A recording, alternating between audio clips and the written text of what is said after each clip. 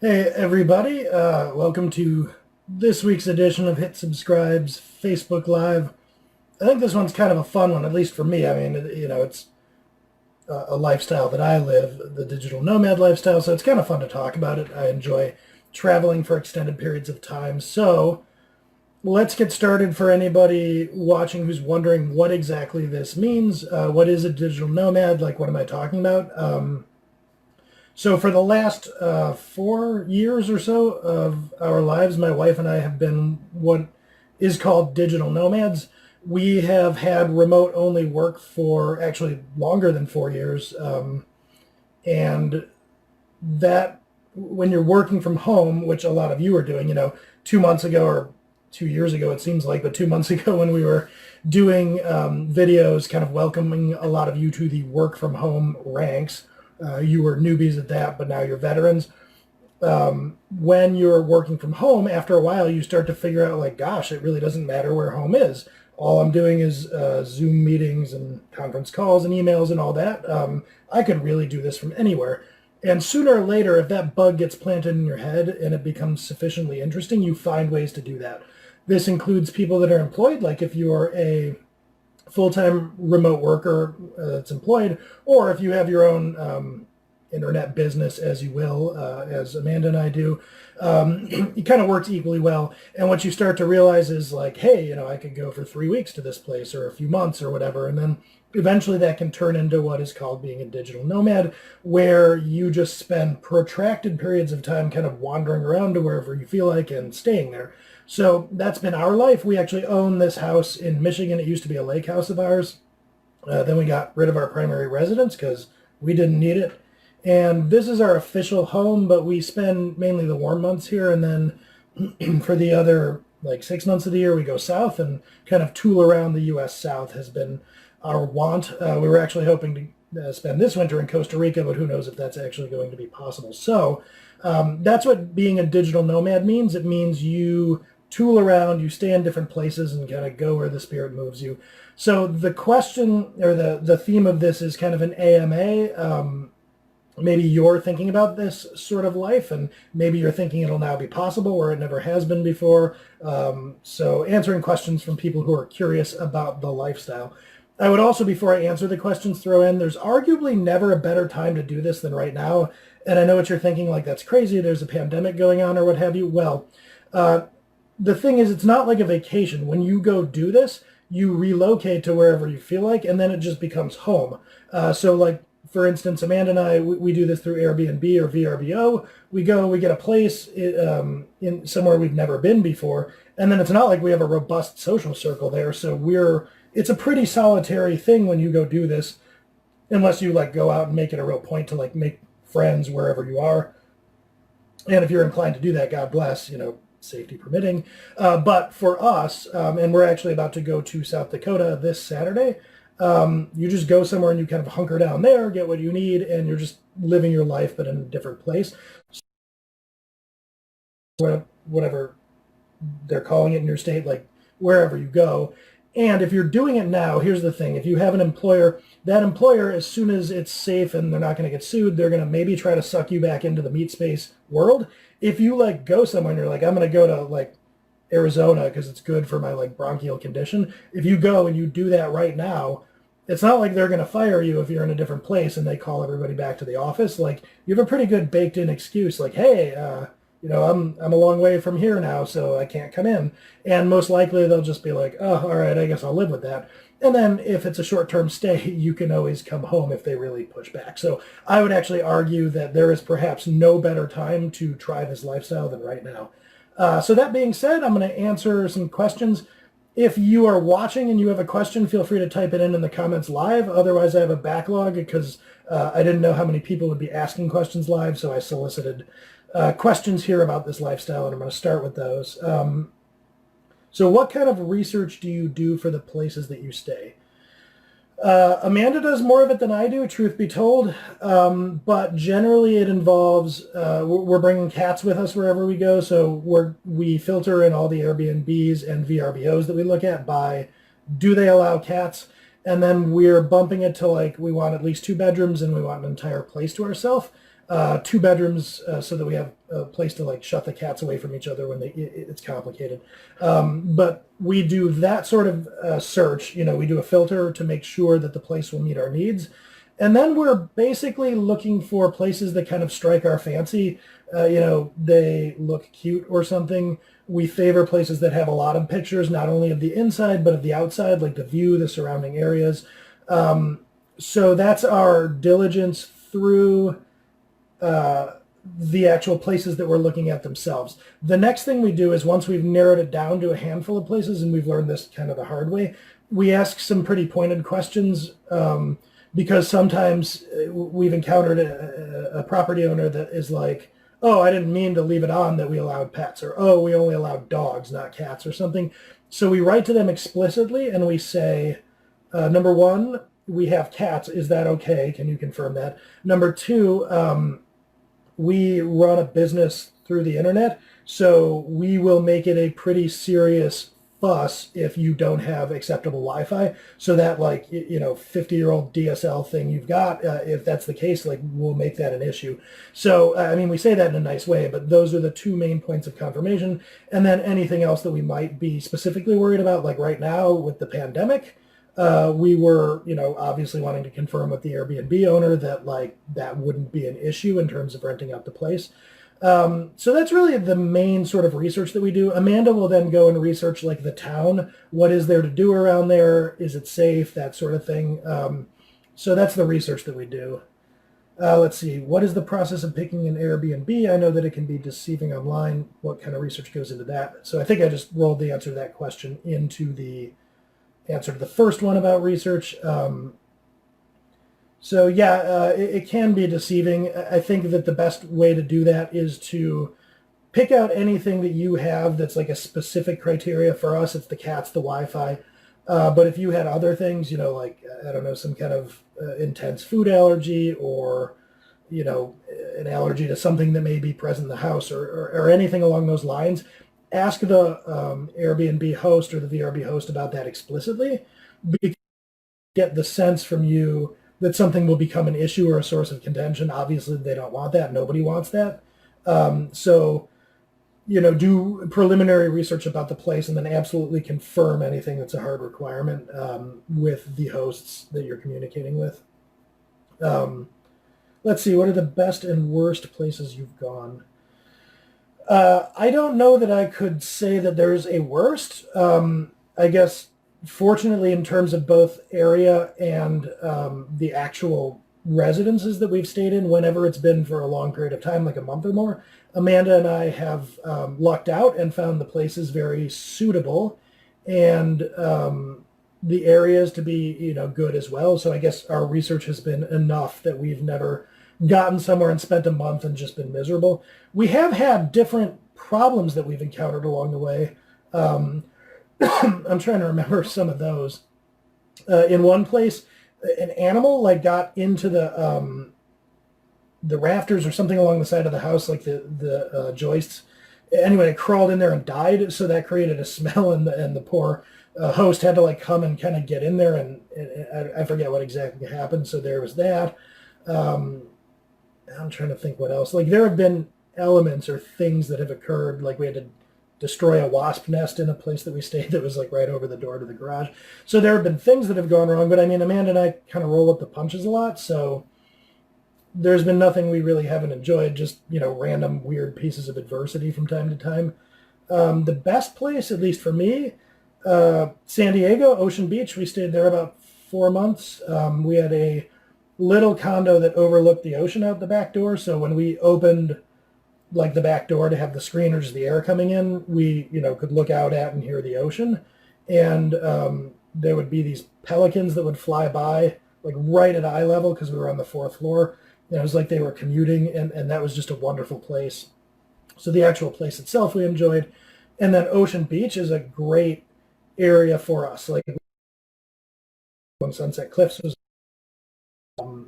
the food in Ocean Beach, wow. There's breweries every 5 feet with the most amazing craft beer, because San Diego's a great craft beer town. So just everything to love about staying there. We had some friends there that we would visit with, so I think that was probably my favorite, but that isn't to say or take anything away from other places we've been. We've enjoyed everywhere.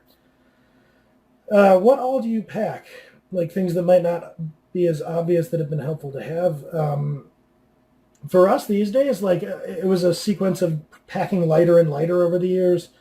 Um, I bring maybe 2 weeks worth of clothes of like varying warmth and utilities. So usually that'll include like a bathing suit, hiking boots, sandals, stuff in case we wanted to go swimming, doing outdoors things, etc. And then enough clothes for maybe 2 weeks. I personally, whenever it's a driving trip, I bring my office setup around here because I create like a mini office wherever we go. So that'll include the computer, stuff like this. So I can do recordings. I'll bring a cordless phone. You probably wouldn't need to do that. I'm just very like comfortable with my office setup and very used to packing it in my car neatly. Things that might not be obvious. Honestly, not a lot. The thing I would say is you probably, as I've learned from experience, err on the side of assuming that the place has it, the Airbnb you're at, and if you don't need it, you can buy it. Like there aren't. Try to like rack your brain for what you might forget to bring for like a 1 to 4 month stay.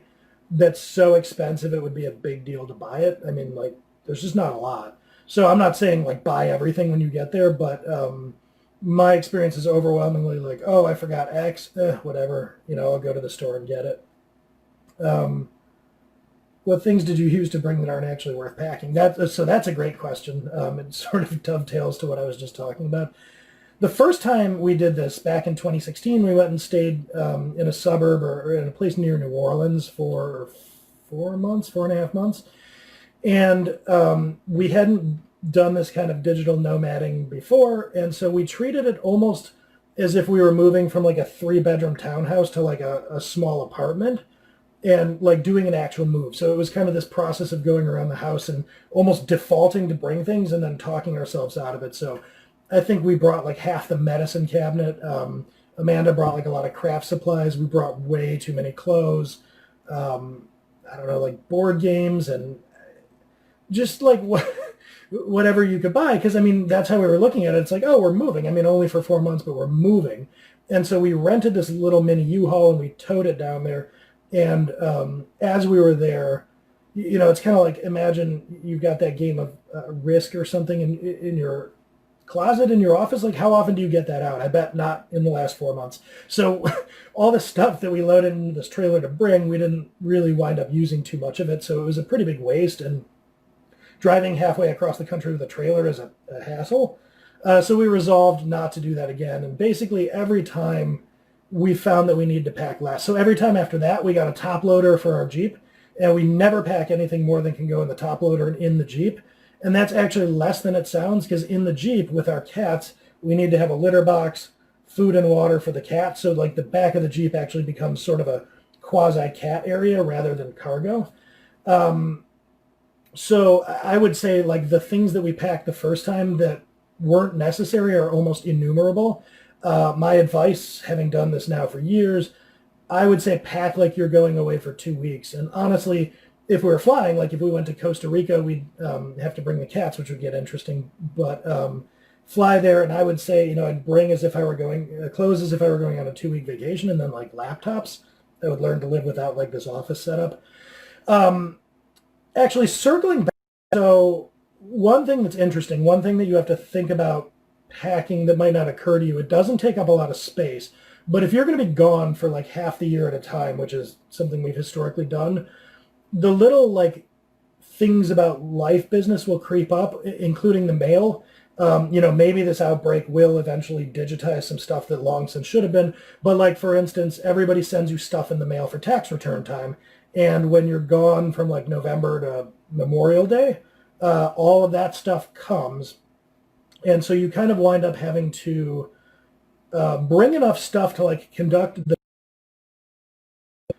it might be like mail that's come to you, or you might have that mail forwarded to you.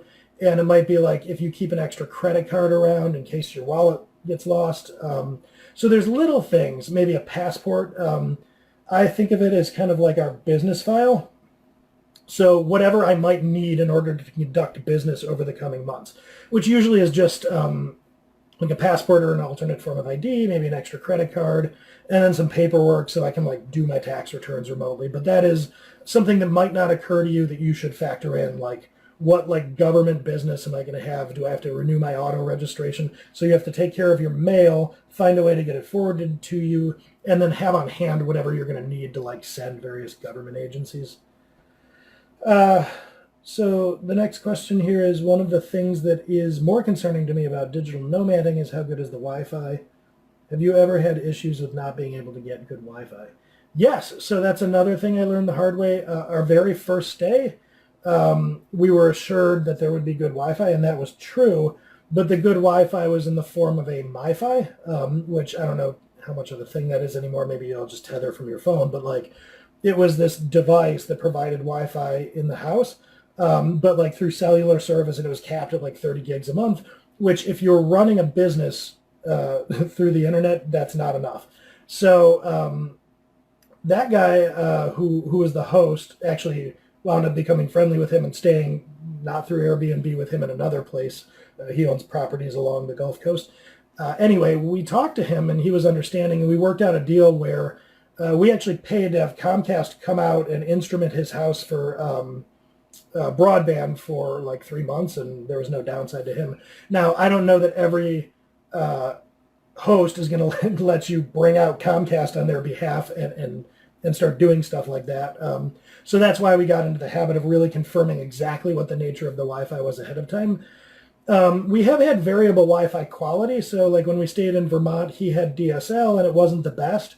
So when I would like upload YouTube videos or something, that wasn't great for that month that we were there, but it's been manageable ever since then. You will definitely get variable quality, but the thing to confirm ahead of time is, ask them like for specifics, is it DSL, is it broadband, and what is your download and upload speed? Usually they'll be good about looking that up for you, and you want to look for your requirements, and then you want to ask about consistency. And the thing to really say isn't like, I'm going to be a horrible human being if the Wi-Fi isn't good, but like what we say is we have a business to run, and that means that Wi-Fi outages or slow Wi-Fi is, an immense problem for us. And so we will be, following up with you a lot if that happens.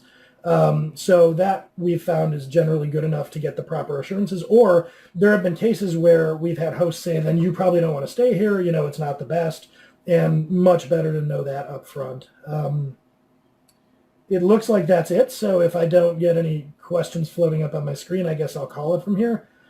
Once again, I'll reiterate, like, obviously it's not the best time to like wade into the unknown during a pandemic if this is sort of like new and scary to you. But I would argue it's the best time to do it if you think you might want to do it and like really break the tether from your employer. If you're worried that your employer isn't going to like get on board with the New World Order, and as soon as everything goes back to some semblance of normal, they're going to slurp you back into the office, like go, get out there and do it. Airbnbs right now, this may sound like crazy to you, but not only are they open, and not only do Airbnb hosts all over the country want your business, a lot of people are doing this right now, going either for quick like driving vacations or like extended stays. So we had been looking at places idly over the course of a couple of weeks in South Dakota. They're booking up like you wouldn't believe. So contrary to what you might think, not everybody is interested in like staying home, for God only knows how long all this is going to go on there. There are a lot of people kind of looking to shelter at home, but in a different home. So it wouldn't be as unprecedented as you think.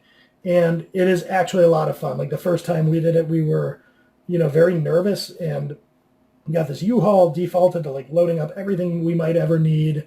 And like, oh my goodness. And at the time I had been traveling 100% for 3 years. And even in spite of that, the idea of like not being home on the weekends, it was very foreign. We got there and just kind of immediately was like, oh, what were we even worried about? Everything's fine. This is easy. We can get everything we need. So it's a big step to take, and it feels sort of unnatural. But once you do it, like almost from the get-go, at least if you're anything like us, even being kind of risk averse, it's a blast. So in a world where you are a remote worker all the time, I heartily endorse taking advantage of your ability to have it not matter where you work from, to like go, experience the country, if not the entire world. We found it incredibly rewarding, staying in just different state, different city, month after.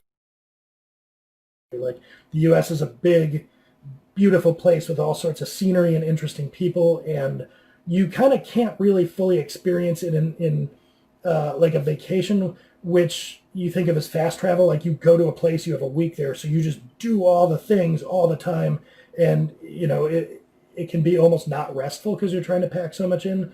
Going to live somewhere for a month or 3 months or something, you're not doing that. Like you're conducting your normal life, so you're like a tourist on the weekend, and you experience what it's like to be somebody working there, to like go to a cafe or to like hike the local trails or whatever it may be.